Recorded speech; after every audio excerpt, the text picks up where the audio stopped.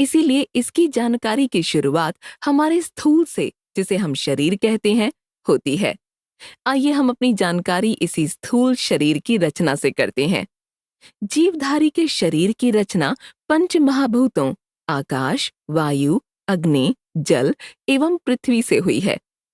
इन 5 तत्वों का प्रतिनिधित्व हमारे शरीर की 5 ज्ञानेंद्रियां करती हैं। आकाश का गुण है शब्द, और शब्द हम कान से सुनते हैं। आज हम टेलीविजन तथा रेडियो द्वारा सारे विश्व को देख सुन सकते हैं। ये आकाश तत्व से ही संभव है। वायु का गुण है स्पर्श, स्पर्श हम त्वचा से करते हैं। अग्नि का गुण है प्रकाश, प्रकाश हम आंखों से देखते हैं। इससे हमें गर्मी भी मिलती है। जठराग्नि से पाचन का काम भी होता है। जल का गुण है स्वाद, स्वाद का अनुभव हमें जीवा से होता है। मीठा, नमकीन, फीका, कड़वा, खट्टा, कसैला आदि स्वादों को हम जीवा से चखते हैं। पृथ्वी का गुण है गंध, गंध का ज्ञान हमें नासिका से होता है। इनके अलावा 5 कर्मेंद्रियां हैं, मुख, हाथ, पांव, लिंग और गुदा। 5 ज्ञानेंद्रियां, 5 कर्मेंद्रियां, शरीर के संस्थान, ग्रंथियां आदि 24 तत्वों से हमारे शरीर का संचालन होता है। इन सब पर शासन करने वाला है मन, मन पर शासन करने वाली बुद्धि, बुद्धि का शासक अहंकार और उसका स्वामी है जीवात्मा। प्रकृति ने इस शरीर की रचना अपने आप में पूर्ण की है। इसमें अपने को चलाने, विकार को शरीर से बाहर निकालने, रोगों से बचाने तथा रोगों से स्वस्थ रखने की पूरी व्यवस्था है। केवल प्रकृति के बनाए कुछ नियमों को समझने और उनका पालन करने की आवश्यकता है। शेष कार्य शरीर स्वयं कर लेता है।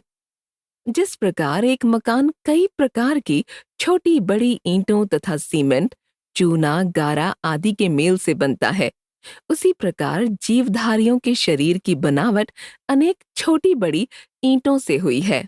अंतर केवल इतना है कि मकान की ईंटें जड़ होती हैं और शरीर की ईंटें सजीव। इन सजीव ईंटों को कोषाणु कहते हैं। कोई छोटा तो कोई बड़ा, कोई चपटा तो कोई गोल। इन कोषाणुओं को हम आंखों से नहीं देख सकते। शरीर की रचना एक बड़े राज्य के समान होती है। जैसे राज्य के शासन के काम कई विभागों के जिम्मे होते हैं और वे विभाग अपने अपने कार्य की पूर्ति के लिए उत्तरदायी होते हैं, वैसे ही शरीर के भी कई विभाग होते हैं। कई अंगों से मिलकर एक विभाग बनता है। शरीर के विभाग को संस्थान कहते हैं। संस्थान के सब अंग एक दूसरे के सहकारी तो होते ही हैं, संस्थान भी एक दूसरे के सहकारी होते हैं। शरीर का ये सह व्यापार ठीक ढंग से हो, आपके भीतरी अंग पूरी तरह सक्रिय रहें, ताकि आपकी आयु लंबी हो और पूरी आयु आप स्वस्थ व युवा रहें। इसीलिए योगाभ्यास की आवश्यकता है। शरीर के मुख्य संस्थान: अस्थि संस्थान, हड्डियां; संधि संस्थान, संधियां; मांस संस्थान, मांसपेशियां; रक्त और रक्तवाहक संस्थान, रक्त और वे अंग जिनकी सहायता से समस्त शरीर में रक्त भ्रमण करता है, जैसे कि हृदय, धमनियां और शिराएं; श्वासोच्छ्वास संस्थान, वे अंग जिनसे हम श्वास लेते हैं, जैसे नासिका, टेंटुआ, फुफ्फुस आदि; पोषण संस्थान, मुख, दांत, मेदा, छोटी बड़ी आंतें, क्लोम, यकृत आदि; मूत्रवाहक संस्थान, जिन अंगों से मूत्र बनता है और बाहर निकलता है, जैसे गुर्दे, मूत्राशय आदि; वात या नाड़ी संस्थान, इनमें मस्तिष्क और वे अंग हैं जिनके द्वारा मस्तिष्क शेष शरीर पर शासन करता है, जैसे मस्तिष्क, नाड़ियां, वात सूत्र आदि; विशेष ज्ञानेंद्रियां, चक्षु, कान, त्वचा, नासिका और जीवा; उत्पादक संस्थान, वे अंग जिनके द्वारा संतान उत्पन्न की जाती है, जैसे अंड, शिश्न, योनि, गर्भाशय आदि। इसके अतिरिक्त और भी कई प्रकार की ग्रंथियां हैं जो हमारे शरीर में कार्य करती हैं।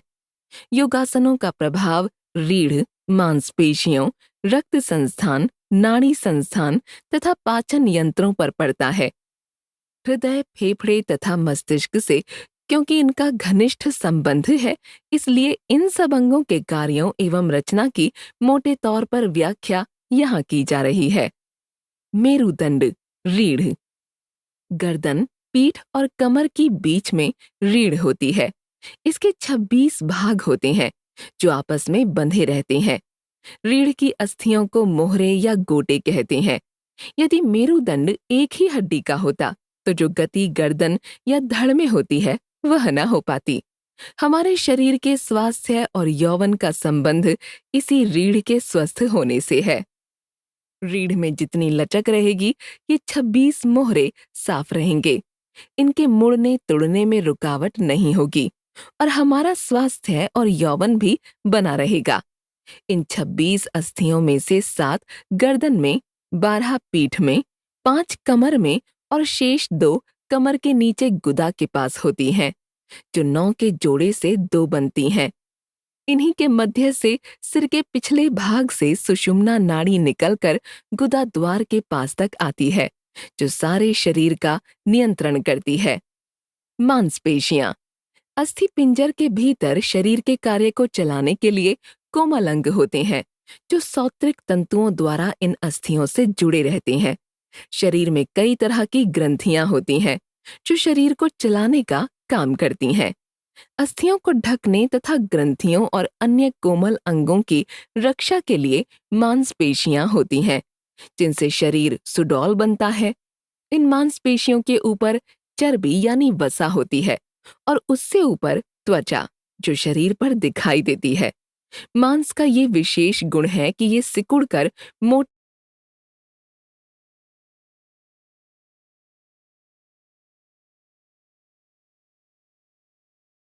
और फिर अपनी पूर्व दशा को प्राप्त कर लेता है। मांस के सिकुड़ने को संकोच और फैलने को प्रसार कहते हैं। गतियां। हमारे शरीर में 2 प्रकार की गतियां होती हैं। एक वे जो हमारी इच्छानुसार होती हैं और हो सकती हैं, जैसे चलना, फिरना, बोलना, हाथ उठाना, भोजन चबाना आदि। क्योंकि ये गतियां इच्छा के अधीन होती हैं, इसलिए इन्हें ऐच्छिक गति कहते हैं।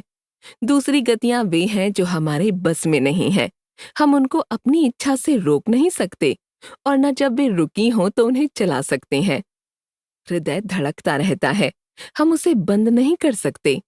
आंतों में गति होती रहती है, जिसके कारण भोजन ऊपर से नीचे को सरकता है। प्रकाश के प्रभाव से हमारी आंख की पुतली सिकुड़कर छोटी और अंधकार के प्रभाव से फैलकर चौड़ी हो जाती है।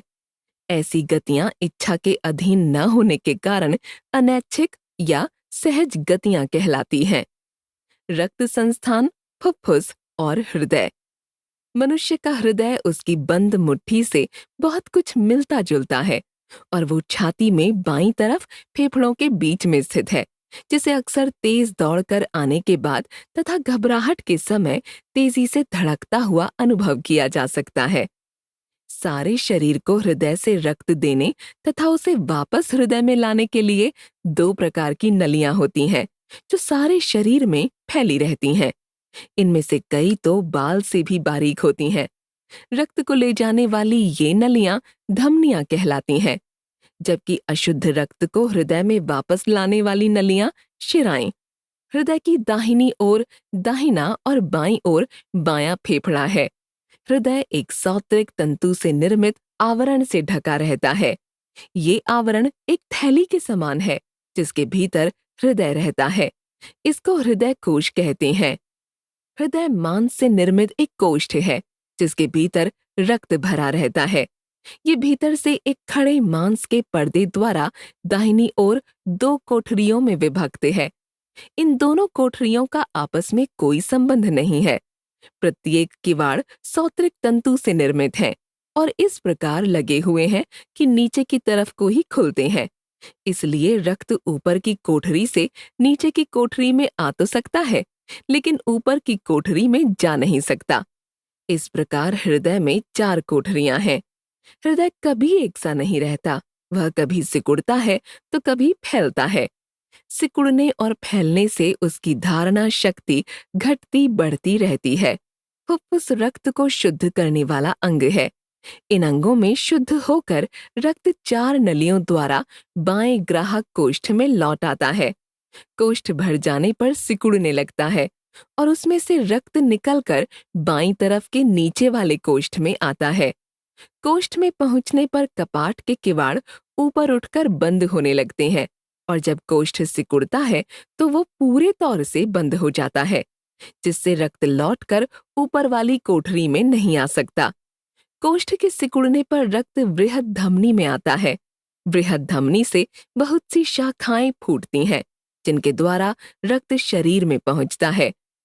हृदय के कोष्ठ रक्त को आगे की ओर धकेलकर फैलने लगते हैं और शीघ्र ही पूर्ण दशा को प्राप्त होते हैं। ये कार्य 1 मिनट में 70 से 75 बार होता है, जिसे हम नाड़ी स्पंदन भी कहते हैं। छोटे बच्चों में हृदय की धड़कन तेज और बुढ़ापा आने पर ये मंद पड़ जाती है। हृदय एक बार में 60 से 80 ग्राम रक्त पंप करता है। हृदय 1 मिनट में 5 से 6 लीटर के लगभग रक्त शरीर को भेजता है। ये क्रम जीवन पर्यंत चलता रहता है।